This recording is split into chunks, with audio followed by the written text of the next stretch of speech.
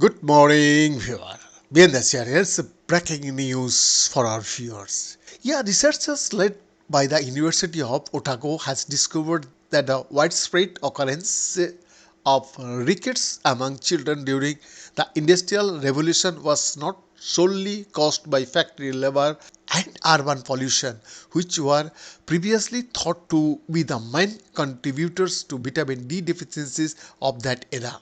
In a Marsden funded study just published in PLOS 1, researchers from Otago, Durham University, University of Edinburgh, University of Brinton and University of Queensland sampled teeth from a cemetery site in industrial era England looking for microscopic markers of nutritional disease. Lead author Dr. Annie Solar Snoddy, research fellow in Otago's Department of Anatomy, says they uncovered some of the first clear evidence of seasonal vitamin D deficiency in an archaeological sample. She says it has been known for many years that there was in lead author Dr. Annie Solar Snoddy, a research fellow in Otago's Department of Anatomy, says they uncovered some of the first clear evidence of seasonal vitamin D deficiencies in an archaeological sample.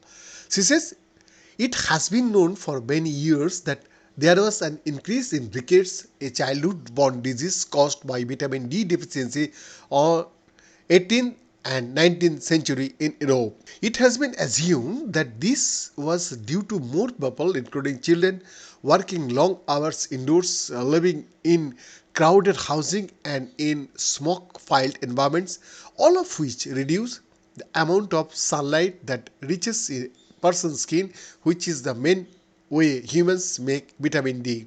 However, new bioarchaeological methods enabled the researchers to get a much clearer picture of how vitamin D deficiency affected the people living in industrial England rather than looking at bone deformities alone. The study found markers associated with vitamin D deficiency in the anterior part of 76% of the teeth analyzed. In many samples, this occurred regularly in annual increments. This shows clear evidence of seasonal vitamin D deficiency in the teeth of people living in the north of England.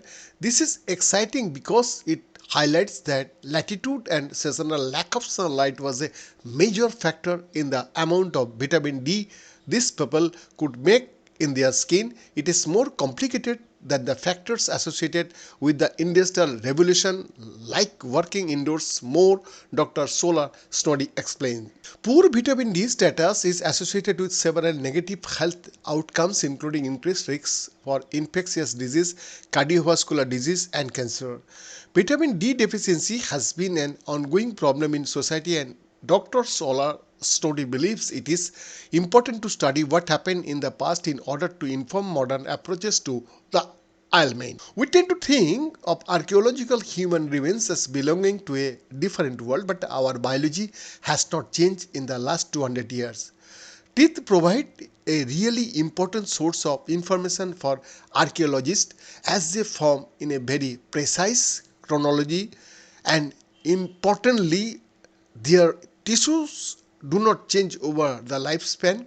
This means that they lock in a record of a person's development, and this stays with them until they die or the tooth is lost. Understanding how vitamin D deficiency impacted past populations and why gives us an important deep time perspective on the disease, he says. Benazipur.